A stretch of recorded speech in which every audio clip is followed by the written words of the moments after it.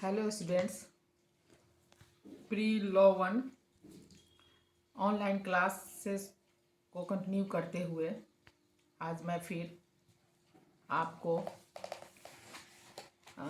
यह टॉपिक दे रही हूँ या इसके बारे में बता रही हूँ। यह टॉपिक है इंडियन एक्ट ऑफ 1858 एडी, यानी 1858 ईस्वी का भारत शासन अधिनियम। यह अधिनियम यानी एक्ट क्या बना था, क्या सुधार इसमें किया गया था। इसके पहले बहुत सारे टॉपिक आप लोग का हो चुका है। सिलेबस मुगल पीरियड, इस्लामिक धर्म, यानी बहुत सारा टॉपिक लगभग समाप्त हो चुका है। अब अभी मैं अब मॉडर्न में आप लोग को कुछ बताऊंगी टॉपिक, सब मेन टॉपिक। तो यह एक्ट ईस्ट इंडिया कंपनी के बारे में भी आप लोग को मैं बता चुकी हूँ पहले भी। तो यह एक्ट क्यों बना, इसका क्या इस कारण था कि इसमें संशोधन किया गया। तो 1858 ईस्वी में भारतीय अधिनियम का भारत के संवैधानिक एवं राजनीतिक इतिहास में, संवैधानिक और राजनीतिक इतिहास में एक महत्वपूर्ण स्थान रखता है। यह अत्यधिक महत्वपूर्ण है क्योंकि यही वह अधिनियम था जिसके द्वारा भारतीय शासन को ईस्ट इंडिया कंपनी के हाथों से छीनकर, भारतीय शासन को ईस्ट इंडिया कंपनी से छीनकर इसे ब्रिटिश ताज यानी क्रोन के अधीन कर दिया गया। तो वाकई में यह बहुत ही महत्वपूर्ण है, अत्यधिक महत्वपूर्ण है, क्योंकि ईस्ट इंडिया कंपनी पूर्ण रूपेण हावी हो चुका था और भारतीय, खासकर भारतीय शासन पर। आप लोग सभी लोग जानते हैं कि ईस्ट इंडिया कंपनी कब आया, क्यों आया, इसकी चर्चाएं हो चुकी है। तो ईस्ट इंडिया कंपनी का जो पावर था उसको सीज कर लिया गया, उसे छीन लिया गया और क्रोन के हाथों में उसे दे दिया। तो आखिर देने क्यों दे दिया गया, क्या कारण था कि उसे देना पड़ा। तो अब फिर हम आगे देखते हैं कि इस प्रकार इस अधिनियम के पारित होने से भारत पर से ईस्ट इंडिया कंपनी का शासन समाप्त हो गया, यानी भारत पर ईस्ट इंडिया कंपनी का जो शासन था वह शासन को समाप्त कर दिया गया। आप इसके बारे में समझ रहे होइएगा कि कैसे यह 1858 ईस्वी का जो यह एक्ट बना, यह क्यों बना, इसका क्या क्या प्रोसेस हुआ, क्या कारण होते गया। तो ईस्ट इंडिया कंपनी का जो पावर था उसको भारत पर जो वह अपना शासन जमाए हुए था उसको सीज कर लिया गया और उसको हटा दिया गया। और तब अब हटाने के बाद भारत में क्या बेनिफिट हुआ, यह हम फिर देखते हैं कि क्यों उसको शासन समाप्त कर दिया गया। वास्तव में सही 1784 ईस्वी में पीट्स इंडिया एक्ट के पश्चात से ही 1784 यानी पहले 1784 जिस समय पीट्स इंडिया एक्ट के पश्चात से ही कंपनी का संवैधानिक शक्ति घटने लगी थी। कंपनी की जो शक्ति थी, संवैधानिक शक्ति थी, वह कम होने लगी थी, घटने लगी थी, क्योंकि दोहरे शासन माने डुअल रूल के से प्रशासनिक प्रभावित हो रहा था, यानी दो तरह का रूल शुरू हो गया था। तो इसके कारण उसकी जो संवैधानिक शक्ति थी उसमें कमी होने लगी थी। और फिर हम देखते हैं कि भारतीय प्रशासनिक व्यवस्था में इसका काफ़ी भ्रष्टाचार, प्रशासनिक व्यवस्था में भी काफ़ी भ्रष्टाचार फैल गया था। इंग्लैंड के लोग यहाँ आकर अपनी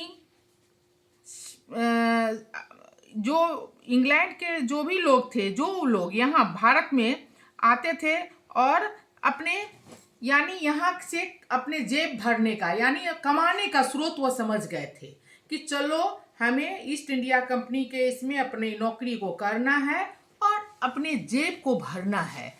वह यानी काफ़ी भ्रष्टाचार फैल चुका था भारत में, ईस्ट इंडिया कंपनी के द्वारा भरने लगे थे। अखबारों में विज्ञापन देते थे कि उन्हें ईस्ट इंडिया कंपनी में नौकरी दिलाने वाले को पुरस्कृत किया जाएगा। यहाँ तक हद हो गई थी कि इस वो पेपर अखबारों में यह दिलाया जाता था कि ईस्ट इंडिया कंपनी में नौकरी देने वाले जो नौकरी देते हैं उनको क्या दिया जाता था, पुरस्कृत किया जाएगा। यानी यहाँ पे घूसखोरी भी बढ़ गई थी कि यानी तुम्हें हम इतना एवज में देते हैं और तुम मुझे उसमें अपने कर्मचारी के रूप में रखो, यानी कि मैं भी जेब भरूंगा। इतना हमारे भारत पर ईस्ट इंडिया कंपनी का प्रभाव बढ़ते गया था और भ्रष्टाचार जो है वह प्रकाष्ठा पर पहुंच चुका था। और इस प्रकार 1857 यानी 1857 ईस्वी तक आते आते ईस्ट इंडिया कंपनी में भ्रष्टाचार तथा भारतीयों पर अत्याचार इतना बढ़ गया था कि भारतीय अब अधिक सहने की स्थिति में नहीं थे। इसी का परिणाम 1857 ईस्वी के प्रथम स्वतंत्रता संग्राम के रूप में देखने को मिलता है। यानी 1857 का आप सभी 1857 के सिपाही विद्रोह के बारे में भी मैं आप लोग को कुछ बताऊंगी कि 1857 का यह पहला स्वतंत्रता संग्राम, यानी हमारा जो मॉडर्न हिस्ट्री जब शुरू होता है तो हम प्लासी के युद्ध यानी 1757 से 1857, आप लोग के क्लास में बता चुकी हूँ, 1857 से 1947 जब मेरा देश आज़ाद होता है। तो यह मेरा मॉडर्न हिस्ट्री यानी आधुनिक भारत के इतिहास के नाम से यह पीरियड जाना जाता है। तो जिसमें खासकर अंग्रेज भारत पर कैसे आया, कैसे यहाँ पे अत्याचार किया, और यह हम अभी एक्ट के बारे में जो मैं आप लोग को बता रही हूँ कि यह एक्ट में क्यों बना और यह एक्ट जो बना इसमें क्या क्या रूल फॉलो किया गया। तो देखते हैं कि 1857 आते आते पूरे भारत में इतनी भ्रष्टाचार फैल गई कि यहाँ की जो जनता थे वह अब बर्दाश्त नहीं कर पा रहे थे। अब वह बहुत ही त्रस्त हो चुके थे, त्राहिमाम हो चुका था भारत की जनता। तो यह देखते हुए और 1857 का सिपाही विद्रोह और भारतीय स्वतंत्रता संग्राम का यह पहला विद्रोह भी माना जाता है। तो इसमें यह भी कारण है कि आखिर जनता कोई भी चीज़ की में का जब जनता बहुत ज़्यादा वह ईस्ट इंडिया कंपनी के तरफ से वह बहुत पीड़ित हो चुका था, तो अंत में उसे यह ऐसा करना पड़ा और 1857 में एक एक्ट बना। अब हम देखते हैं कि यह एक्ट क्या है, क्या बना। तो देखते हैं कि 1857 ईस्वी में इंग्लैंड में आम चुनाव, जनरल इलेक्शन हुए। 1857 में एक इंग्लैंड में एक आम चुनाव हुआ। तो वह चुनाव में क्या था, तो प्रधानमंत्री के पद पर लॉर्ड पामस्टर्न बैठे। प्राइम मिनिस्टर प्रधानमंत्री के पद पे आम चुनाव हुआ और वह बैठे, पामस्टर्न बैठे। पामस्टर्न के लिए कहा जाता है कि गृह नीति में अनुदार तथा विदेश नीति में उदार थे। वह एक उनका कोटेशन है कि उन्हें कहा जाता है कि गृह नीति में अनुदार तथा विदेश नीति में उदार थे। पामस्टन ने तत्कालीन भारतीय स्थिति का वह अवलोकन किया, वह देखा कि भारत की स्थिति को जांचा, परखा, उसको देखा और उसके बाद वह निष्कर्ष पर पहुंचा। उसके बाद वह अपना एक निष्कर्ष निकाला कि भारत को अब सीधे अंग्रेजी ताज के अधीन लेना आवश्यक है। और यह निर्णय लेने से हमें तीन कारण, इसमें यह निर्णय लेने का तीन कारण थे।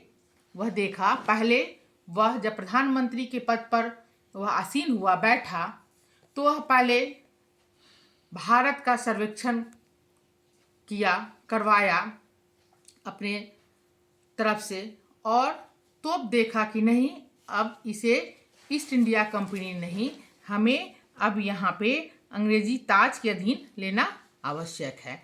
तो इसका इम्पोर्टेंट पॉइंट आया कि तीन इम्पोर्टेंट इसका कॉजेज हुआ कि क्या कारण था कि वह इस चीज़ के बारे में सोचा। कौन सोचा? तो इंग्लैंड का जो प्रधानमंत्री के रूप में बैठा पामस्टन। तो पहला था प्रशासनिक क्षमता, एडमिनिस्ट्रेटिव इनएफिशिएंसी, यानी प्रशासनिक क्षमता। दूसरा था प्रजातांत्रिक सिद्धांत, डेमोक्रेटिक प्रिंसिपल्स, दूसरा सिद्धांत था।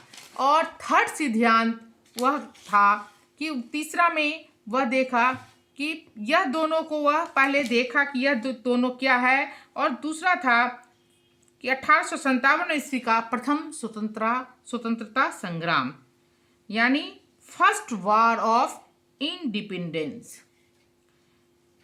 यानी यह तीन कारण वह देखा सामने में। पहला कारण था प्रशासनिक क्षमता, दूसरा प्रजातांत्रिक सिद्धांत, तीसरा था 1857 ईस्वी का प्रथम स्वतंत्रता संग्राम। तो यह इसका मेन तीन पॉइंट है। तो मैं इस तीन पॉइंट को फिर नेक्स्ट क्लास में मैं इसके डिटेल्स में बताऊंगी कि यह पॉइंट में क्या क्या आया। और फिर 1858 का मैं यह एक्ट बता रही हूँ, फिर 1861 और 1892, यह तीन है। एक्ट ऑफ 1858, 1861 और 1992। तो स्टूडेंट्स, आप यह एक्ट के बारे में इसको आप फॉलो कीजिए, और तब मैं इसके कॉजेज़ को मैं डिटेल्स में बताऊंगी कि यह कॉजेज़ में क्या क्या हुआ और कैसे उसके बाद फिर एक रूल बना, उस रूल में किस पद को फिर क्या नाम दिया गया, और कैसे फिर भारत पर अंग्रेज़ जो है अपना रूल को कैसे वो फॉलो करते गया। ऐसा नहीं था, क्योंकि 1857 का हम सभी जानते हैं कि स्वतंत्रता संग्राम का यह पहला हमारा बिगुल फुकाया था, और सिपाही विद्रोह के नाम से भी हम सभी जानते हैं। तो दैट्स ओके। फिर मैं नेक्स्ट क्लास में आपको इसी पे चर्चाएं करूंगी, इसके बारे में मैं बताऊंगी। तोड़ के यह थोड़ा थोड़ा पार्ट जाता है, इसलिए मैं थोड़ा थोड़ा करके बता रही हूँ। फिर नेक्स्ट क्लास में मैं इसको डिटेल्स में रखूंगी, और लगता है मई के लास्ट तक आप लोग का थोड़ा थोड़ा करके यह क्लासेज आपका कोर्स कंप्लीट हो जाएगी, क्योंकि आपका मेडाइवल में मैं लगभग मुगल पीरियड बता ही चुकी हूँ। और आप लोग भी घर में भी बैठ के इसको आप पढ़िए, बुक से पढ़िए, और जो मैं बताती हूँ उसको फॉलो करते हुए, उस चैप्टर को पढ़ते हुए चलिए। धन्यवाद।